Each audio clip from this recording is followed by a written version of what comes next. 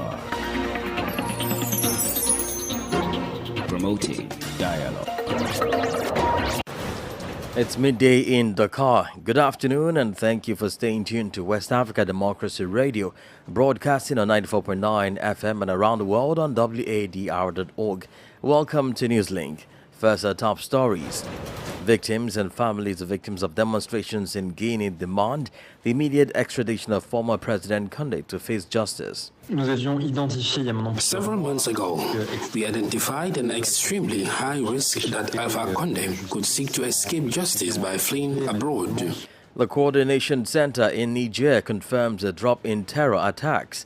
Some Ghanaians and other African staff later by Twitter complain of unpaid severance packages 7 months on. Twitter has so unceremoniously dumped all the workers with zero notice and by email, not even to their name. And WHO to help strengthen response to health emergencies in Nigeria. Please stay tuned for details of these stories and more. Here is Imoh Edet with Newslink. Many thanks for joining us and a warm welcome to our listeners in Liberia, Ghana and in the Gambia. We'll begin in Guinea where lawyers for the victims and families of victims of demonstrations under the regime of former President Alpha Condé are calling for an international arrest warrant to be issued against him. The former Guinean president has been in Turkey for several months for medical treatment. In Conakry, several actors are mobilizing to ensure that he returns to face justice for his 11 years in office.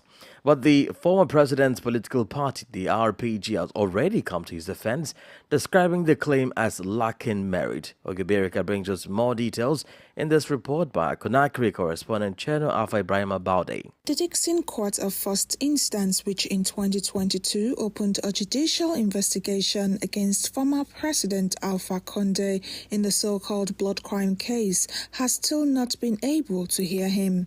He has been evacuated to Turkey since May 2022 for medical treatment, and lawyers representing victims of demonstrations under his regime are demanding his return to face justice. Vincent Brengard is calling for an international arrest warrant. Several months ago, we identified an extremely high risk that Alpha Condé could seek to escape justice by fleeing abroad.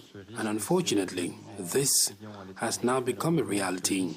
An international arrest warrant is vital to ensure that he does not escape his legal proceedings and that he can be brought to justice immediately, like any other citizen. For Boubacar Koboye Balde, the president of the Victims Collective says steps will be taken to ensure that justice is served. The RPG against Shell Alpha Condé's political party is already coming to his defense and talking of a non-event. Musa Mara is one of the party's leaders. It's 1,001 consequences.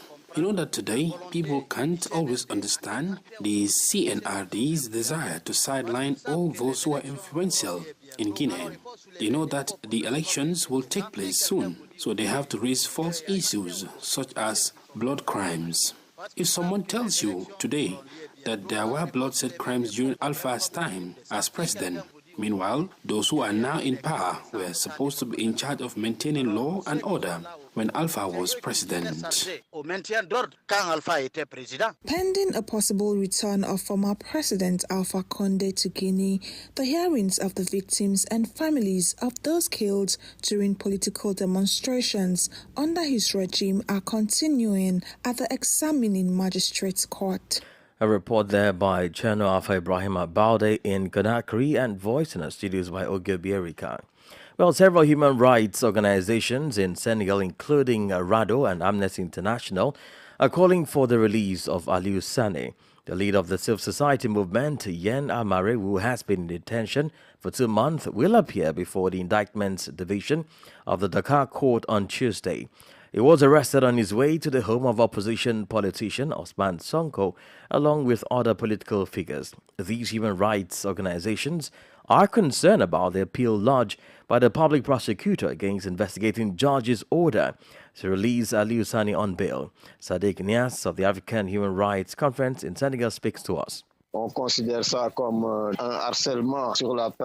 consider this to be harassment of Aliou Sane, leader of Yena Mare, who was granted provisional release. When he was arrested on May 29, he was placed in police custody and the judge granted him provisional release. The prosecutor at the Dakar tribunal did not accept this and lodged an appeal.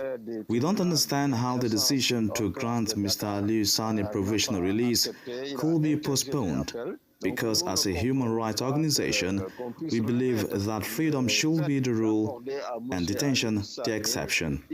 We are really concerned by this situation and would like to relaunch this affair so that the provisional release granted to Aliou Sane is maintained and that he is not sent to prison. We don't understand why he should be sent to prison when the fact that he has been granted provisional release in no way hinders the normal course of justice. Sadiq Nias of the African Human Rights Conference in Senegal. Well, we cross over now to Niger, where the National Coordination Center is sending a warning and response mechanism to security risk assessments, has also shown a drop in the number of civilian victims of terrorist attacks in the country. The data indicates a 60% decline in 2022 and 69% in 2023 compared to September 1, 2021. According to the analysis, civilian populations are increasingly spared from mass executions committed in 2021 by terrorist groups affiliated with Islamic State in the Greater Sahara or the Support Group for Islam and Muslims. Here is more details with Sankule Janko.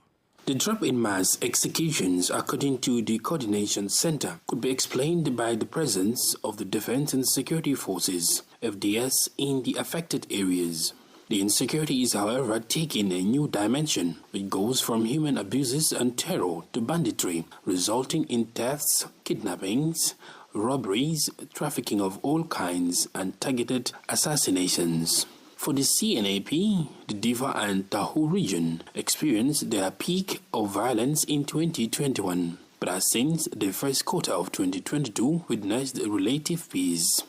Agadez and Maradi regions are reportedly recording an upsurge in attacks. While attacks in Agadez are linked to banditry targeting gold panning sites and convoys of gold, in Maradi attacks are essentially linked to the phenomenon of kidnapping. Kidnappers adopt for ransom and rustle cattle in the departments of Madarumfa and Gaidan Rudje along the border between Niger and Nigeria. Since 2015, the regions of Difa, Maradi, Tahoe and Tilaberi have experienced insecurity due to terrorist attacks. To sustain the momentum, the National Coordination Center is recommending intense fight against drug trafficking, kidnapping, juvenile delinquency, as well as development projects for refugees and internally displaced people. Sankle Janko reporting there. More stories coming up on West Africa Democracy Radio. Newslink continues. Now, thousands of Liberia's ruling Coalition for Democratic Change (CDC) supporters on Monday gathered at the party's headquarters in Congo Town to appreciate President George Weah for what they termed the level of development since his election in 2018. The appreciation ceremony was organized a few days after President Weah completed his application process at the National Elections Commission ahead of the October 10 polls. WDR's Ellington Popper was at the event and now reports. It was a rainy Monday in the capital, Monrovia, when thousands of these ruling party supporters gathered to appreciate President Weah. In an interview, these ruling party supporters highlighted reasons for their appreciation to the president. Free state-run university, paying of vast fees for our young people, building of health facilities. I'm here to tell the president of the Republic of Liberia thank you and our Senate bearer, because we realize he's the only president in our country history that connected the country with setting a road connectivity across this country. Following nearly 6 hours, President Weah arrived but was unable to deliver his speech due to a stampede that resulted in several people going unconscious.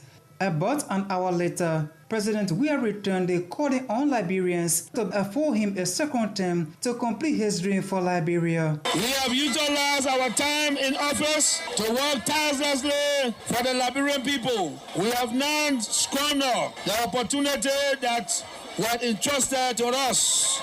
Liberia is now a test tube for failed experiment. However, a former official of Weah's administration, now a vice presidential candidate, Cecilia Coffee Brown, criticized the administration's policy on education and reduction in salary of public sector employees. If we did harmonization, which I thought would have affected the people who made maybe from $1,000 upward, but it affected the people that make from $250 onwards, then their salary comes down to $60, some $90. For now, the Electoral Commission is preparing to announce the official start of campaign next month. For Newslink on West Africa Democracy Radio, I am Darlington Popper in Monrovia. Some Ghanaians and other African staff laid off by Twitter after the platform was purchased by Elon Musk are yet to receive their severance package over 7 months on. The social media giant inaugurated its regional headquarters in Accra, Ghana in November 2022 to coordinate all the platform's activities for Africa. However, Elon Musk, who took control of Twitter in October 2022, began a series of sweeping layoffs affecting thousands of workers, many of them in Ghana and Africa. Monies owed to the staff, however, remain unpaid. In Accra, Atevin Bila Lawson reports. In May 2023, the former Ghana and Africa Twitter employees accepted severance offer to pay them 3 months' worth of severance. In addition, the cost of repatriating foreign staff and legal expenses incurred during negotiations with the company were to be refunded. But these former staff are yet to receive their packages. Carla Olympio is lawyer for the aggrieved workers. We have engaged in a negotiation with them with their representatives here, with their lawyers here, on behalf of our clients since November last year. And the negotiation already took a very long time, which has taken a big toll on my clients, as you can imagine, because some of my clients were based here, but some were actually brought in from other countries, including some with young families that they brought here, put in school, etc. None of them has been paid 1 cent, 1 pesewa. Olympio adds that the last communication from Twitter or its lawyers was in May, shortly after the settlement was agreed. The staff have also reached out to the government of Ghana to intervene in the matter. Meanwhile, a systems analyst, Kweku Adoboli, says the tech giant is taking advantage of its size and influence to commit an illegality. Twitter has so unceremoniously dumped all the workers with zero notice and by email, not even to their name. Just "Dear Employee" was the start of the email. This as an example of how often Western institutions do abuse their African partners and don't see us as equal partners. It should be noted that last week, a former U.S. employee also claimed that Twitter did not pay the full amount of severance benefits it promised last November prior to the layoffs. Reporting for Newslink on West Africa Democracy Radio, I am Atiewin Imbila Lawson in Accra. In neighboring Côte d'Ivoire, the government has inaugurated a new president for the Constitutional Council. Chantal Nanaba Camara, sworn in by President Alassane Ouattara in Abidjan, becomes the first woman to be appointed to the office in the country's judicial history. James Ejepon reports. The swearing-in ceremony was witnessed by top government officials, the diplomatic community, legal practitioners and rights activists, as well as other stakeholders. The ceremony was a historic one. With nearly 50 years' experience, Nanaba Camara took the oath of office, promising not to compromise her position nor give any private consultation on matters falling within the space of Constitutional Council. Your appointment is a fulfillment of the commitment I made in the Constitution to encourage the promotion of women to positions of responsibility in institutions, public administrations, and companies, Alassane Ouattara said. The head of state held that he is counting on Camara's dedication and impartiality in the service of Ivorians with a fundamental law as her compass. The outgoing president of the Constitutional Council, Mamadou Kone, in office since 2015, has been promised another important responsibility in a few weeks' time. Chantal Nanaba, who takes over from Mamadou, was head of the Court of Cassation and president of the Judicial Chamber of the Supreme Court. The official handover between the new head of the Constitutional Council and her predecessor is scheduled for Thursday, July 20th, 2023. James Japan filed that report. You're listening to Newslink on West Africa Democracy Radio 94.9 FM Dakar. Here is a reminder of our top stories. Victims and families of victims of demonstrations in Guinea demand the immediate extradition of former President Condé to face justice. The Coordination Center in Niger confirms a drop in terror attacks. Some Ghanaians and other African staff later by Twitter complain of unpaid severance packages 7 months on. And still ahead, WHO to help strengthen response to health emergencies in Nigeria.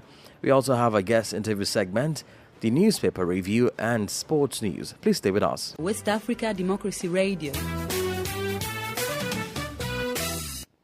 It's 15 minutes past the top of the hour here in Dakar. Don't forget you can listen to us live on WADR.org. Now let's take you to Nigeria, where following the outbreak of diphtheria and anthrax in some parts of the country, the WHO is partnering with the nation's Federal Ministry of Health to assess and strengthen the capability of the health system and the capital to respond to emergencies. The partnership was declared during a 3-day meeting organized by the Federal Capital Territory, Health and Human Services Secretariat, and the World Health Organization in Abuja. Usman Mao reports. Following observed inadequacies in management of health emergencies, the Federal Capital Territory Administration, that is FCTA, with the support of the World Health Organization WHO, will within a 2-year timeline develop a robust roadmap of response activities in health emergencies in the territory. Activities set up in the timeline of the partnership details staff training, establishing a monitoring and evaluation framework for emergency response. Speaking on Monday, Dr. Kumshida Balami, coordinator for the Africa Volunteer for Sustaining, Strengthening and Utilizing Response Groups for Emergencies, SURGE, in Nigeria, said WHO is supporting the FCTA with a digital learning platform for health emergency coordination. From today till Saturday, we'll be engaging stakeholders in health emergency response in FCT to be able to understand what is the capacity of FCT to respond in the event of an emergency. As part of the scoping mission program in Abuja, WHO will train minimum of 80 responders who will be ready and prepared to respond to health emergencies within 24 to 48 hours when they occur. These rafts of measures are part of general response to recent outbreaks of some diseases, namely diphtheria, which has so far claimed 1 life in Abuja, and anthrax detected in a farm in neighboring Niger State in the north-central region. For Newslink on West Africa Democracy Radio, Usman Umar reporting from Abuja. Meanwhile, the inflation rate in Nigeria rose for the 6th month in a row in June to 22.79% year-on-year from 22.41% in May, putting pressure on the Central Bank of Nigeria to tighten policy further when it meets to set interest rates next week.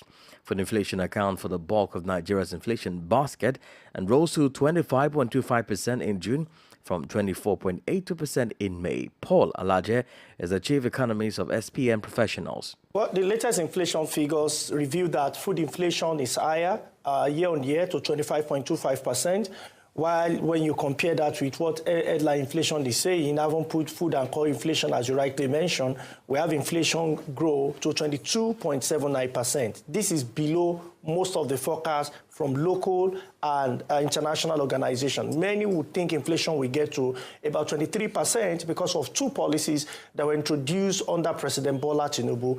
The first will be subsidy that was removed towards the end of May. The expectation is that inflation will climb, coupled with another policy of unification of exchange. And properly speaking, or technically speaking, as economists, we say that Naira was devalued at official window. What we expect was inflation to follow suit. But what you should know, that it's possible that some of the commodities that were in this basket of commodity and in the basket of CPI for the National Bureau of Statistics. Our sport alert, chief economists, SPM professionals.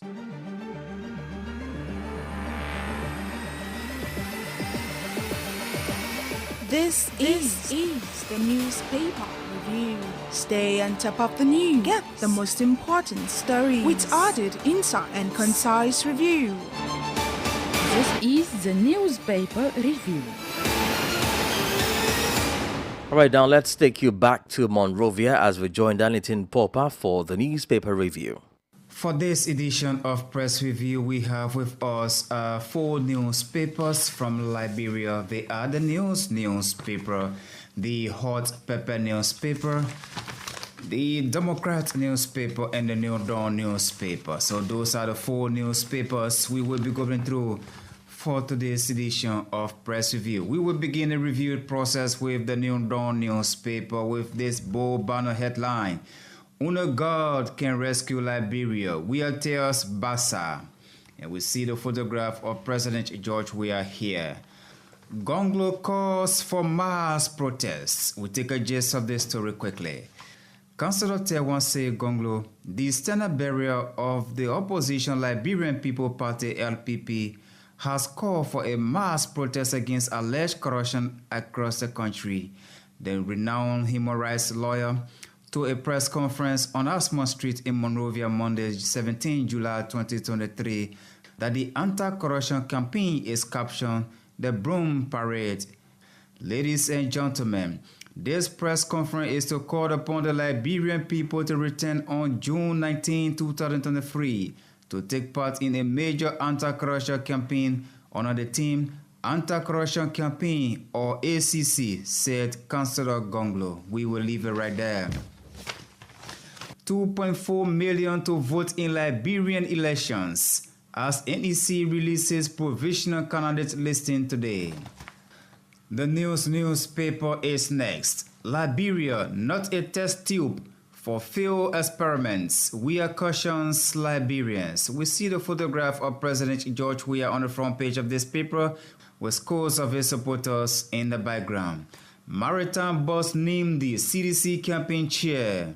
We see President George Weah and Eugene Nangbe on this one. On the back page of the News newspaper, Seymour Freeman proposes income tax elimination, says it attracts investments. Gloria Scarfa's motion to advance case on trial docket. We'll leave it right there. We see the photograph of imprisoned former Chief Justice Gloria Scar on the back page of this paper. Aja condemns closure of Spoon Network. From the News newspaper, the Hot Pepper newspaper is next. As Daniel Chia declares support for Weah, a slap in Cummings' face. We see the photograph of former Defense Minister Daniel Chia on the front page of the Hot Pepper newspaper. We flip over to the back page. Overcrowdedness nearly canceled the CDC's program. We see the photograph of scores of supporters of President George Weah on the back page of the Hot Pepper newspaper. From the Hot Pepper newspaper, the New Democrat newspaper is now our last stop for today's edition of Press Review. Yombli, others expelled. We see the photographs of Senator Yombli Kanga Lawrence, the political leader of the opposition Liberty Party, and the embattled chairman Musa Hassan Beliti on the front page of the Democrat newspaper. PUL condemns arbitrary closure of Spoon Network. On that note, that is how we love to conclude today's edition of Press Review. But before we go, these are the newspapers we actually followed on today's edition. We followed the News newspaper, the Hot Pepper newspaper, the New Democrat newspaper, and the New Dawn newspaper. On that note, thank you so much for following, and bye-bye. Many thanks, Darlington Popper, there with the newspaper review. Politics, analyses on major news, social matters, and all. This is A Guest. All right, let's take you back to the report we brought to you earlier from Guinea, where lawyers for the victims and families of victims of demonstrations under the regime of former President Alpha Conde are calling for an international arrest warrant to be issued against him. While this call may be receiving mixed reactions, especially from former ruling party, analysts believe the course of justice can still take place. Let's also remind you that the former Guinean president has been in Turkey for several months for medical treatment. But how feasible is this call for an international arrest warrant? Watara Sidike is a social analyst. If it is feasible, yes, it is feasible. Now, how is it going to work? Alpha Conde is a citizen of Guinea. And if there are people who think they have to complain against him, they have to complain, and we'll let the justice handle it. His former party has denied and described this call as lacking in merit, that there is no essence calling for an international arrest warrant against him.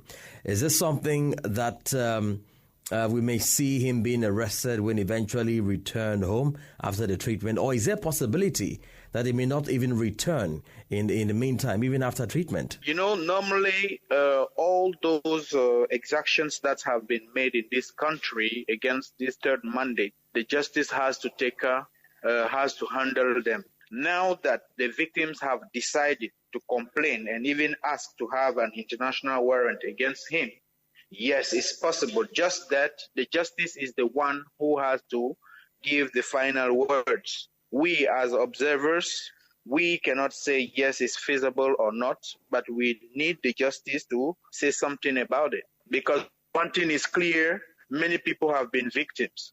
Okay, so that actually justifies their call for an arrest warrant to be issued against him. Don't you think so? Yeah, of course. Now, the justice system under this military regime, would you say to give a listening ears to this call by the victims of the demonstrations? We can't say they will not have ears, but one thing is clear, even for the government to be free of all those charges, they need to clarify all those exactions that have been made during this third mandate fight.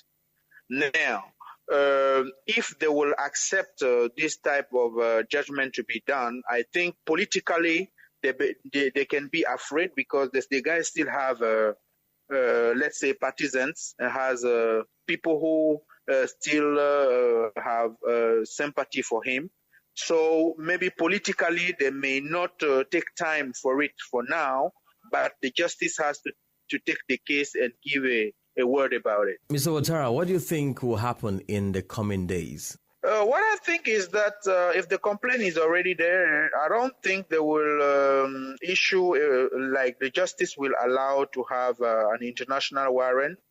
But what I know is that Alpha Conde will be back, whatever the time it will take, he will be back. And when he's back, he will face the justice. That is clear. Watara Siddiqui is a political and social analyst.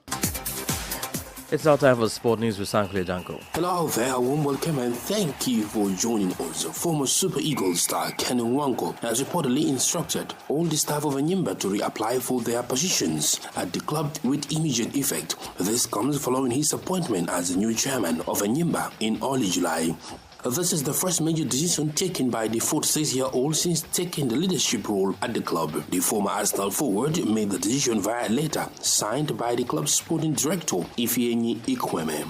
The reapplication applies to the entire staff, including head coach Finidi George, it has been reported. Kanu recently took charge of Enyimba from Anyasi Agwo, who had been in charge since 1999. In Ghana, famous football club Asante Kotoko owed their players 4 months unpaid salaries according to Kumasi FM. The radio reports that the players are yet to receive their 4 months' salary for an unknown reason. It is reported that the club is also owing former head coach Seydou Zarbo. While confirming his unpaid salaries, he reportedly claimed Nana Yao Aponsa, who appointed him, has been declining his calls. Asante Kotoko finished the 5th in the just concluded 2022-23 Ghana Premier League season. And that's it for sports. It's back to you. And that's it in this edition of Newslink from West Africa Democracy Radio, broadcasting from Dakar, Senegal. Thank you for listening, and many thanks to our listeners in the Gambia via Hot 104.3 FM and Numi FM 94.0 Banjul, in Liberia on Alternative Youth Radio 98.9 FM Lufa County. We also thank our listeners in Ghana on Royals FM 104.7 Wenchi and Radio Pod 95.1 FM Savannah region. Chris Mukudi has been on the console and Mustafa Sak has been managing the live streaming. Let's continue the conversation on Twitter, Instagram at WADR News. On Facebook, West Africa Democracy Radio English Service. I am Imoh Edet. Good afternoon. News, talk, music. Get it all 24 hours on West Africa Democracy Radio 94.9 FM Dakar.